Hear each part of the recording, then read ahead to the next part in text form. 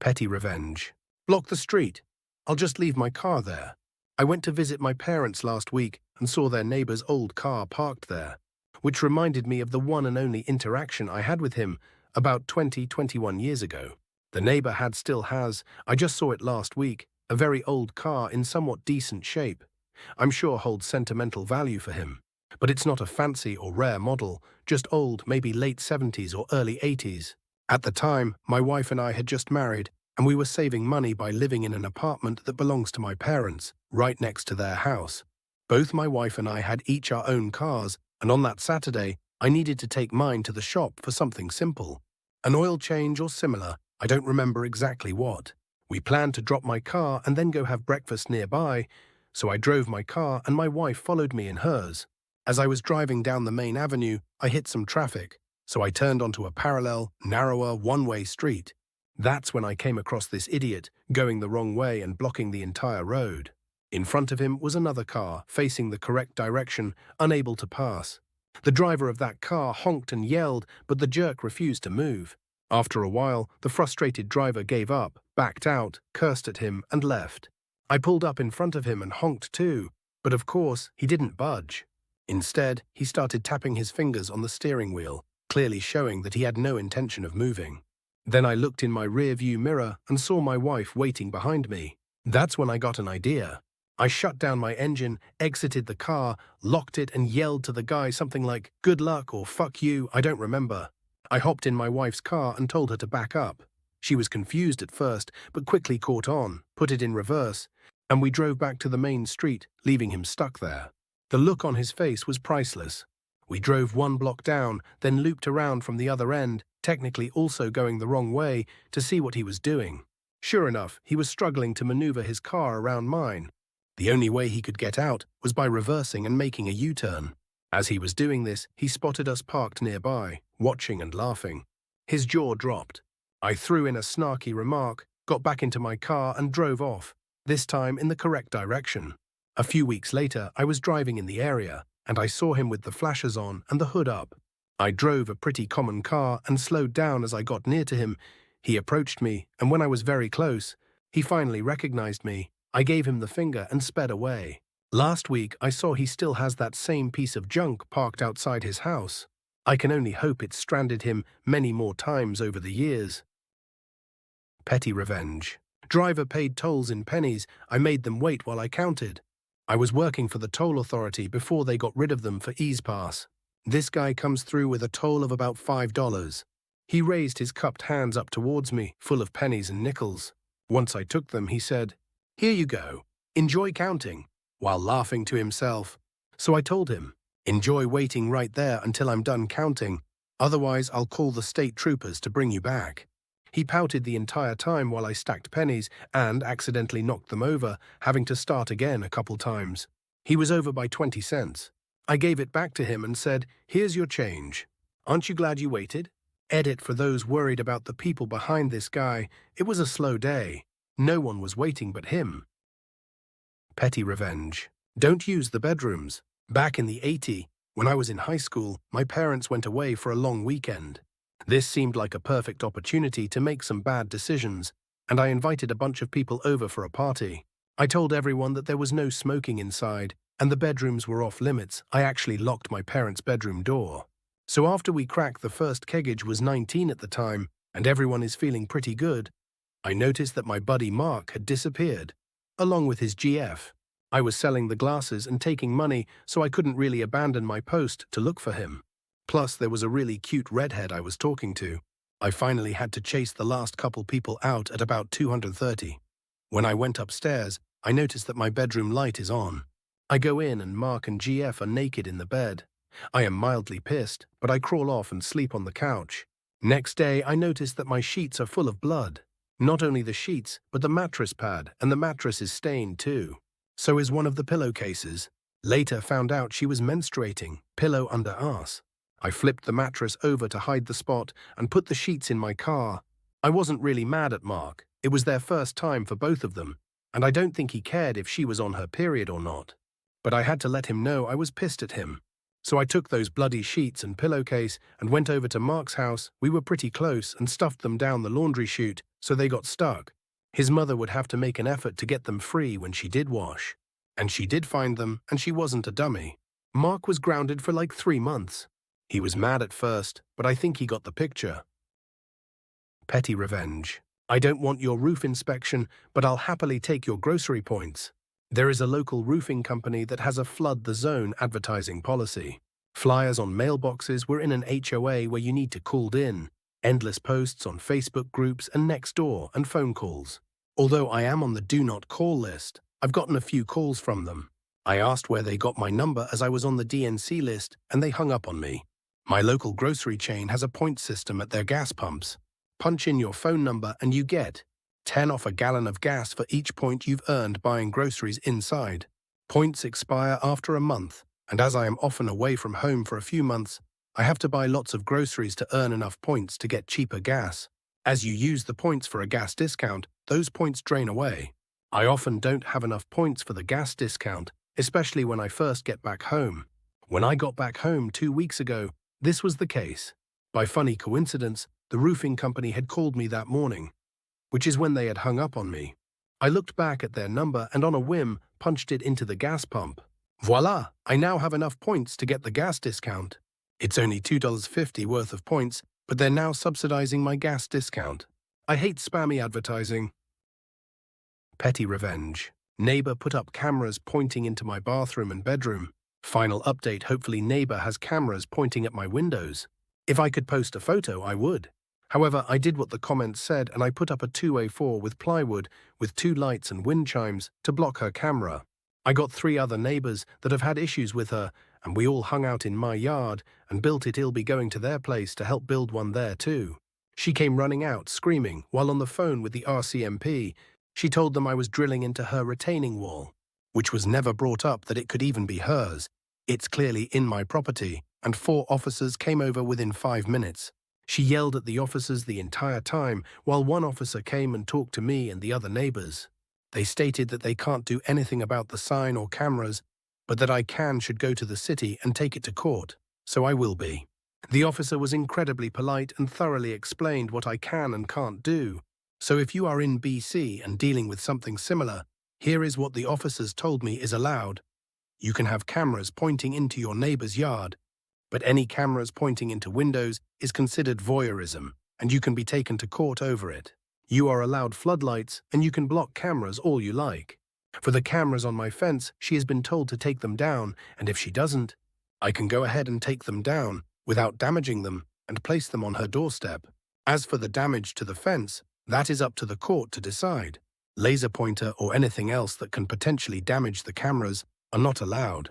I will be placing cameras all around my property, with some looking directly into her backyard, was given the green light by RCMP. 5 neighbours are starting a petition to shut down her VRBO, which she needs to afford to live there.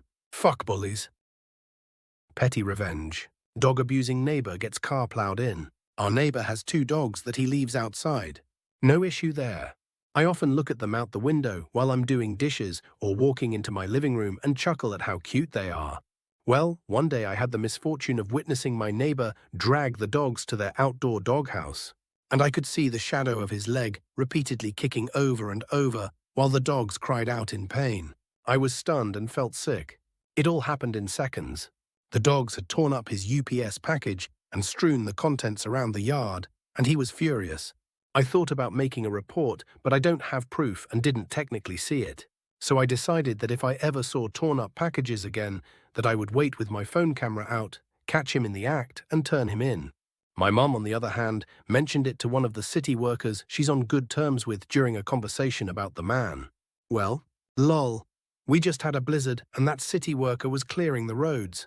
He was even nice enough to clear some driveways of people who were drifted in, us included.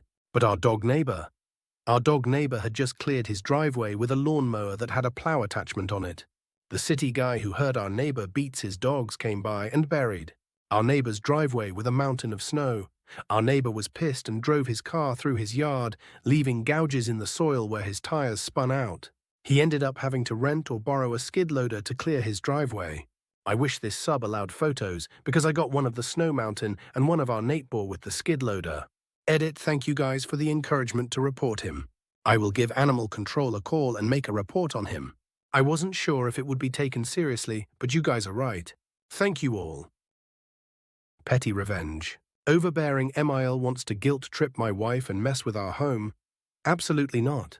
My wife's mother did something years ago that I haven't forgiven her for, and I'm never letting this grudge die.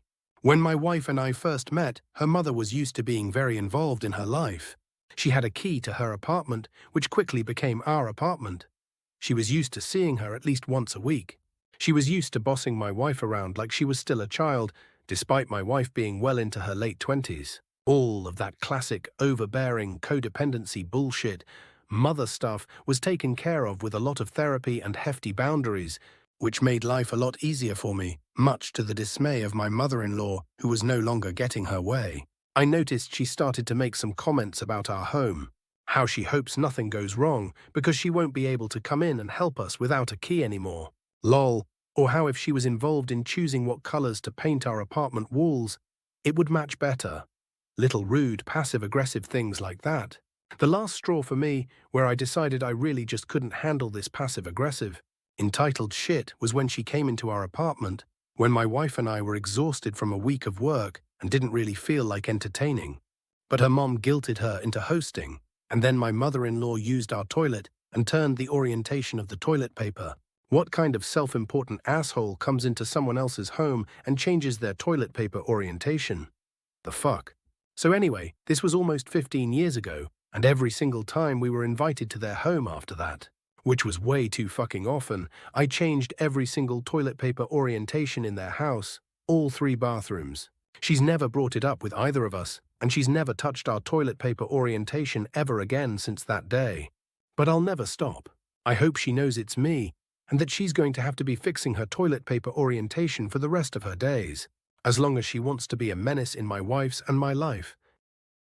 Petty revenge. Steal my footballs and I will deflate them. For context, I'm European, and I'm referring to association football. Also sorry for my English. I'm working as a volunteer football coach for some kids in a small club. I really enjoy being a coach and I help them improve their football skills. I always arrives a bit early at the club to prepare drills and the materials for the training session.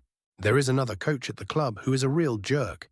He thinks he is the next big thing, which he aren't in my opinion. He doesn't prepare drills by drawing or writing them down. He always makes negative comments about mine or other coaches' drills. He doesn't respect pitch schedules and always leaves goals on the pitch, so we have to spend time removing them.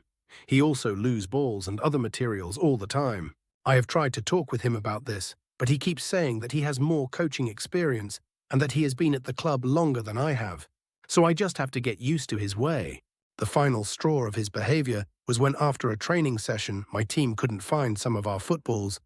We spend up to half an hour trying to find them. Every balls is marked with team names to recognize the balls. But it got late and we had to go back down because of the kids' parents were waiting for them. I was frustrated because I always make sure that when a ball is kicked out of the pitch, they need to get the ball back immediately. Balls are expensive, and if we lose them, we have to wait some time before we are getting new ones. I got back to the ball lockers and was putting them back inside my team's locker, and there I saw 3 of my balls in my coach colleague's ball locker. All my team's balls had been marked over with his team's name by him. Instead of trying to talk to him about it and get my balls back, where he definitely will deny him doing such things, I then brought a ball pressure gauge. We have training sessions 3 times a week. So for the last 2 months, I have deflated all his balls before training session, to the point where he have to inflate them all to make them useful. It's funny how he started to complain about the quality of the balls and that he deserves new balls now. That's what happens when you steal my footballs. Petty revenge. Guy made me wait while he got an extra sample. Now I'm getting his samples before he can see. In my local ShopRite, they have a machine that dispenses free samples. It's a slightly time-consuming process where you have to punch in your phone number and wait through a commercial before receiving a sample. It's usually something like Belvita mini bites or granola bars. I ended up behind this one guy on 2 occasions. He got his sample, saw me standing there waiting, and then typed in a second number to get a second sample. I don't care that he got 2 samples. Do whatever you want. I was annoyed that he knows it takes a good amount of time and didn't have the courtesy to let me go before he got his second sample. So I wrote down his phone number and now grab his second sample before he can. This week it was a small box of raisins. I may have saved him from disappointment. Petty revenge. Knees into the back of my airplane seat. Could feel a big hard lump moving up and down on the back of my airplane seat. This was a 1:30 flight, so most people wouldn't recline sleep. So right after the meal service finished and the flight attendant took the tray from the person behind me, I instantly reclined my seat all the way back. Then a few minutes later, I hear them talking to a flight attendant. The FA said since meal service is over, I'm free to recline seat. So I pretend to be nice and recline back up a little bit. But nope, I still feel the hard lump in the back of my seat, so I just recline it back down to the maximum and lie my side on the back of the seat and keep pushing down frequently. Update: a lot of full-service Asian carriers have meal service on our ultra-short haul flights to differentiate themselves from LCCs. Update 2. Being tall knees touching the seat isn't the problem. I've sat in front of tall fat people a lot on flights and never felt uncomfortable or the need to recline.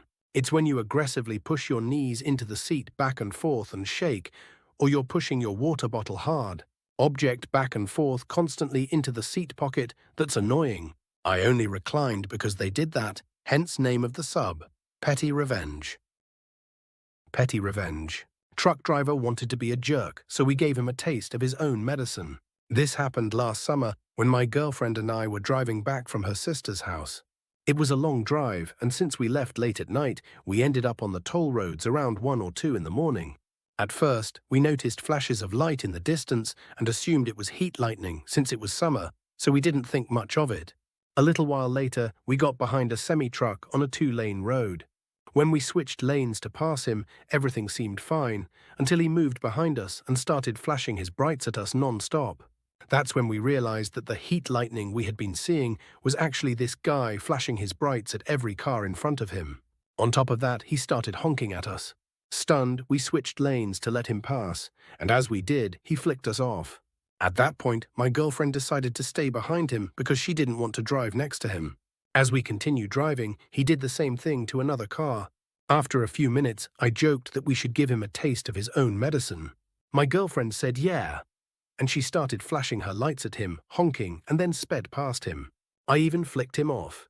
By the time he realized what was happening, we were already far ahead. He tried to catch up, but his truck just didn't have the speed. We couldn't stop laughing. We never figured out why he was doing it, but blinding people at night like that was just dumb and dangerous. He wasn't trapped in traffic or anything, he was just being an asshole. So in the end, we got our petty revenge and had a good laugh all the way home. Petty revenge. Scammer called me from a live number. I called him back over 100 times for the next hour, so I get a lot of phone calls like everyone else. But this guy called me twice in a row, so I called him back because it's my work phone. I tried to tell me that I won the publishing SP clearinghouse. I told him I would split the $5 million with him if he could just tell me my name, which I told him when he answered. He still got it wrong and I laughed at him. We cussed each other out for a few seconds before he hung up on me, but I was just getting warmed up. I proceeded to call him back over 100 times for the next hour. He would answer every so often and cuss me out and threaten me before hanging up. I stopped for now, but I saved his number in my phone. I will be calling him periodically just to harass him. And before anyone says I am wasting my time, this is something I actually get a lot of enjoyment out of. It's free entertainment as far as I'm concerned. Petty revenge. How to keep the tweakers from jacking all your high-speed data lol. I gave my hotspot password to a friend because she was struggling financially and basically homeless at the time. No big deal, happy to help. What I wasn't happy about? She handed that password out like it was a free sample at Costco. Next thing I knew, my backyard turned into a full-time lounge for her and all her friends, most of whom were very enthusiastic about, let's say, alternative pharmaceuticals. Now I don't judge. I've been homeless. I've been on drugs. But you know what I have never been? Okay with losing my high-speed data. That was the real crime here. These people were out there at 2 a.m., streaming who knows what. And I was stuck with internet speeds that made dial-up look like NASA technology. So I did what any rational data-loving person would do. I changed my hotspot name from iPhone to FBDA surveillance and changed the password. And voila. Just like that, my backyard went from a 247 internet cafe to a peaceful, empty space once more. Petty revenge. Crooked second-hand car dealer. A number of years ago, I was test driving a used sports car. I got about 1 block from the dealership and got into an accident. Partially my fault. The brakes were spongy, and the stop ended up with the front end of the car sticking into an intersection by about 2 feet. It was a residential area, and the only car on the cross street took off the front end of the car I was driving. And if the driver hadn't been turned around talking to someone in the back seat. So I make a police report and insurance report. Insurance company says not to worry. A couple months later, I get a letter from the dealership saying I owe the price of the car, and if I don't pay, they're going to sue. But I had already talked to the insurance company. Once I informed the dealership, I already talked to the insurance company and knew the payout was more than the sales price of the car. Never heard from them again. I then contacted the government office that licenses car dealers and told them what happened. They ended up losing their license. Petty revenge. Want to share your phone conversation with the world? Not interested. In the shop to get car inspected, sit down, and within seconds a lady sits next to me. She has her phone on speaker and is really having a back and forth with someone, both of them with voices raised. I'm listening to a podcast with my earbuds, and she and her friend on the phone are both loud. I think to myself, I will bet she'll like my podcast about the history of the Mongol Empire with Dan Carlin. Out with the earbuds, crank up the speaker so everyone, she, her friend and I, nobody else here, can all enjoy the history lesson. The sacking of Baghdad is a frightful listen. I guess she wasn't a history fan, because she got up and walked outside. Still going on and on, I put the earbuds back in as a polite couple came in and sat down. I don't want to be a dick, you know. Petty revenge. He waited a month to text back after a date, so got my petty revenge. Ha ha ha. So, I went on a date with this guy, we'll call him Jerry. I knew him through some mutual friends, and honestly, I thought the date went fine. But then radio silence. 4 weeks passed, and I didn't hear a peep from Jerry. And when does he finally text me? The day after Valentine's Day. His grand return. What's up, Buttercup? How's it going? Of course, all my girlfriends were like, do not text him back. But me? I saw an opportunity for some petty revenge, and I took it. The night before, my friend and I went to this fancy swanky club where they had dancing.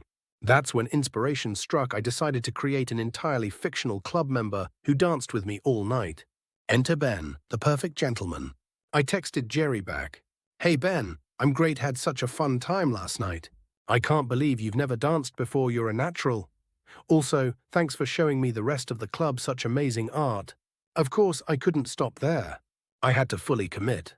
Imaginary Ben wasn't just some random guy, he was a man of class and good manners. Unlike Jerry, Ben texted me back within 24 hours of our meeting. So naturally, I followed up with, hey, this is kind of embarrassing, but I just got a text from the real Ben LL. Is this Anthony from yoga class? Jerry left me on read for a few days, but do I care? Nope. I got my petty revenge, and honestly, I feel great. Moral of the story, don't mess with Western fishermen. Petty revenge. Public speakerphone pettiness. I know I'm not alone in hating when people walk around in public shouting into their speakerphones. The other day I was in Wally World with my sister, who is currently in a transport chair while she battles cancer, and our elderly mom who is on a scooter. We're in the lotion aisle looking for cream for her radiation burns when this younger guy rocks up with the speakerphone on, obliviously loud. So I raised my voice even louder to discuss all of the finer points of every lotion. She looked at and practically shouted, "What?" whenever my sister asked questions. I know full well what that sounds like on the other end of the phone, and it took about 30 seconds for him to leave. Petty revenge. A customer was rude to me, so I gave her $95 in the smallest bills I had. This older lady asked me for her check. Okay, cool. No problem. I print it out. It's 4 and some change. She puts a $100 bill on it and doesn't even bother to look at the total. I politely asked if she happens to have anything smaller. She didn't look at it, so I figure maybe she didn't know just how cheap it was. Maybe she had a $5 bill. Maybe she would like to charge it to a card or something. Disclaimer, yes, I'm aware that people who are paying with a Benji Frankie probably don't have anything smaller. hence why they're paying with it in the first place. But I tried to have the benefit of the doubt. She snapped back at me and said, "No, I don't owe, okay, my bad." Her change was 95, I had two 20s left. I could have given her at least one. No, instead I gave her five $1, five $5, and the rest in tens, because why are you being mean to me right now? Petty revenge. Rude person commented on my fanfic, demanding I put more angst, so I gave them exactly what they wanted. Okay, so this is going to be a bit hard to explain, especially to people who don't write or read fanfiction, but I'll do my best and please bear with me. This was my first time writing a long chaptered fic instead of just a one-shot. A one-shot is a fanfic that's only one chapter, and I put a lot of thought, heart, and work into it. I especially put a lot of work into the character development. So, in around chapter 4, there was a character, let's call her Green, and she had a chapter mostly focused on her. Fast forward to chapter 17, where Green references the events of chapter 4. Now for this next part, I need to provide context for how Wattpad works. On Wattpad, you're able to make a comment on specific sentences and/or paragraphs. So this rude person made a comment on the sentence where Green referenced a moment in chapter 4, and they basically said, "That part was stupid. I really don't care about Green. I only care about Orange. Next time, make Orange get physically hurt. I want wump angst." They basically called Green's mini arc in chapter 4 stupid, and that kinda hurt since I was really proud of that chapter. Since again, I wanted to put work into the character development. And BTW, I really paraphrased it, but how they spoke made it so obvious that they're like an immature 10-year-old. I can't prove it, but I know that I used to be super rude like that when I was young on Wattpad too. Anyway, onto the petty revenge. I debated on replying with a long but polite comment that would basically tell them that they were being rude and to be nicer next time. You know, a nice good old scolding. I thought about just deleting the comment and blocking them, but even if they're rude, views are views. So finally, I decided on something to do. I decided to do exactly what they wanted, which was angst with Orange in physical pain in the next chapter. But here's the catch. I made it the most minuscule, most insignificant, most minor and short moment, and then made the rest of the next chapter mostly focused on Green and other minor characters. It was just a small moment where he just tripped a bit, and then I immediately switched back the POVs to Green. I'm like a genie that twists your words when you make a wish. Because I knew exactly what they wanted. They wanted him to probably get his eye slashed out or his arm broken and then be traumatized and mute or whatever. But I twisted their words in such satisfying petty revenge for them being an asshole.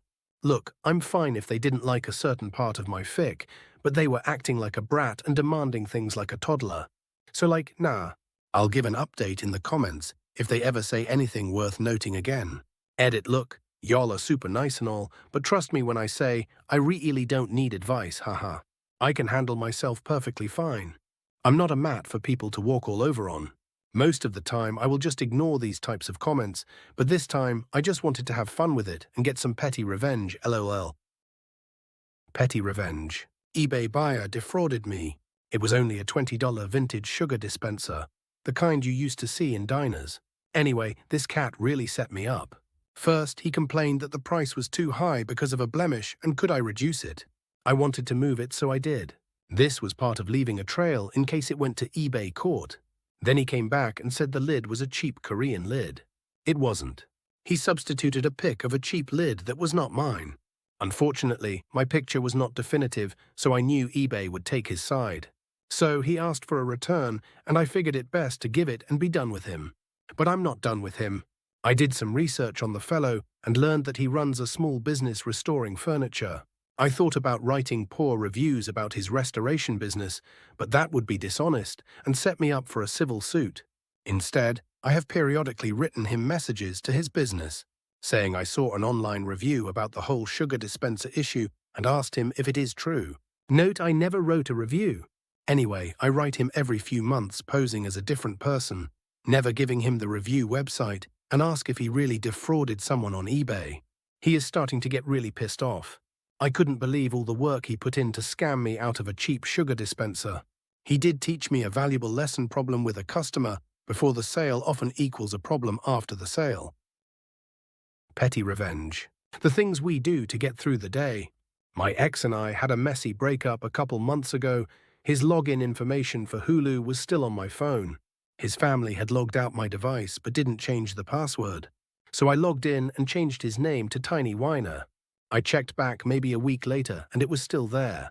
So I changed it to Micro Penis, checked back a few days later, still there, changed it to Thief with a Tiny Whiner. He stole my fucking cat. The family deleted his account after that. I still have access. I am overly tempted to add his account back and begin the name game again.